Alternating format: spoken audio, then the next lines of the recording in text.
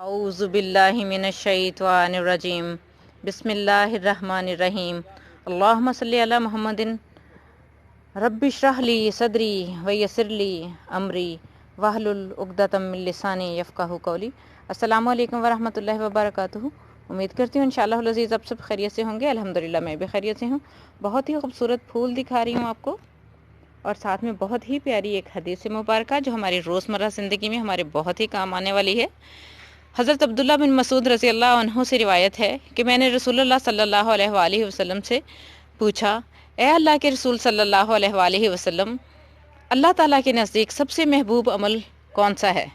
آپ صلی اللہ علیہ وآلہ وسلم نے ارشاد فرمایا، وقت پر نماز پڑھنا۔